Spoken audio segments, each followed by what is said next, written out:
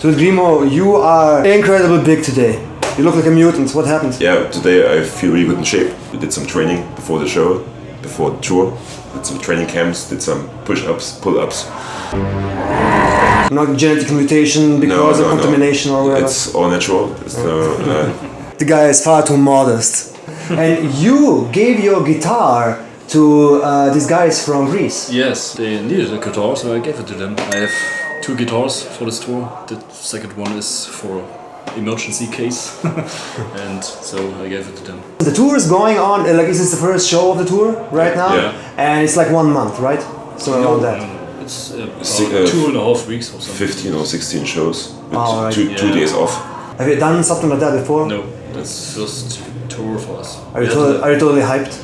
Yeah, absolutely. We did 3 shows in a row, but we never did such a huge amount of shows. People always tell me that at some point of time, like after a week or so, you kind of get depressed, you know, because like all of a sudden you can't like take a normal shower, you know, you can't take a shit, you can't take this and that, you know. But then again, you got groupies, which is always a nice thing to have. The shower could be a problem because we have a really energetic show and we give all we have, so it's really sweaty up there. This record you got out right now, this is the first one since like 5 years, right? Yeah. Yeah. Why? What did you do? Well, we had a couple of member changes in the band. You know, it was a pretty heavy time for us, and I also had a problem with my hand. I had a neurological disease which is called focal dystonia or task-specific dystonia, which made my brain go kind of wrong, and I couldn't play with my right hand, and I had to relearn to play guitar. You had to learn everything from the beginning. Yeah, I knew how to play, but I still had to learn. So like you cognitively, you know what to do, yeah, but you couldn't command the muscles. But yeah, exactly. The muscles were doing something wrong, not what I commanded them to do. Yeah, man, and the new record's like totally sick. It's like really clean. It's a very, very clean production. Thanks. But yet it doesn't suck like the usual clean things that you have outside. Yeah, you know? Where did you record? Kohlekeller Studios. Kohlekeller! Yeah, that's where we also recorded the last album, and he's responsible for the perfect sound, and he really is doing a great job. Thank you, Kohle. I think it was a lot of time, 5 years, but I think the songs are worth it. Yeah. You know, the songs need some time to arise, and for us it was, for me personally, it was not an easy time because Fonso is my best friend, and I realized he had some problems on the live shows, and we are able to perform the songs because we're really proud of it, because the songs are like old friends. You know, you have them with you all the time, and you improve it with every rehearsal you do, and we are really proud about Come and Get Them because it's the next step for us. Absolutely. So. By the way, the next step, does it mean that now all of a sudden this last record and all of that stuff, I mean the live performance, you know, and all of that, okay, let's put that by side, that's another topic, you know, like we're gonna talk about that too.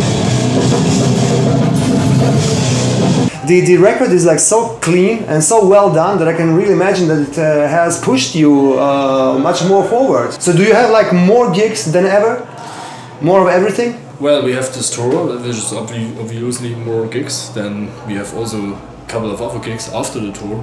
Well, there's a big interest in this. That's also the reason why we go to Kohlekeller, because Kohle is a producer that is really into the project. He took a lot of time and just to understand what is the reason why we do this and what's the main target. And yeah, that's also, he's like a band member for that time. Additional. Yeah, a real producer, not only audio engineer or something. Not the mixer, but he's like really involved in everything. Did he help you out a little bit in the songwriting, or? Well, songwriting not so much, but mainly in vocal work is really important for them. He was going to make some things more simple than we thought, and it was more efficient actually. So we tried some things out, and he was like, okay, sing like that, and that's pretty simple, but it's right to the point, you know, and that sounded absolutely more. He has a lot of powerful experience in doing things like this, and I always do what Kohle wants. Yes. Oh yeah, for sure. Me, for sure. And okay. But you didn't have no effects on your voice, right? No. That's true.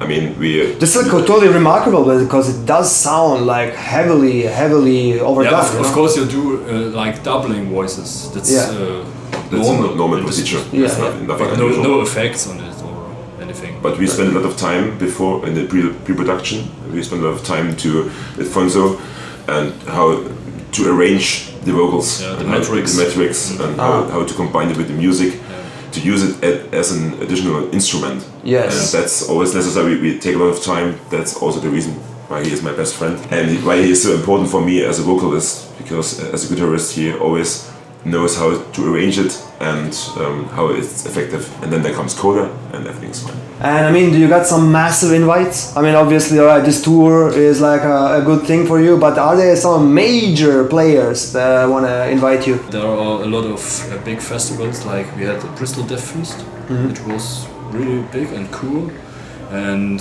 we also Obscene Extreme, yes, was also Incredible experience.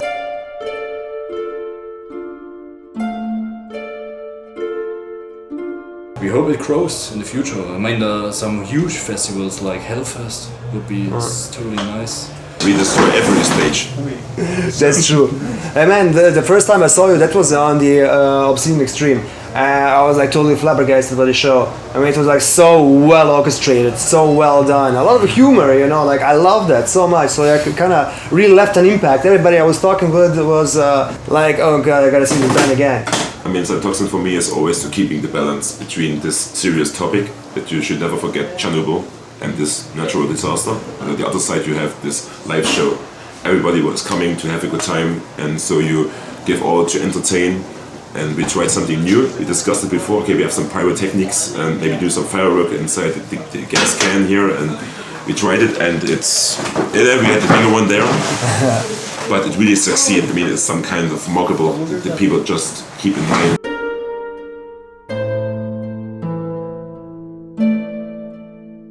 So guys, let's wrap it up. What's gonna be the next logical step? Well, another album, of course. I think we are writing it in the next year. Right.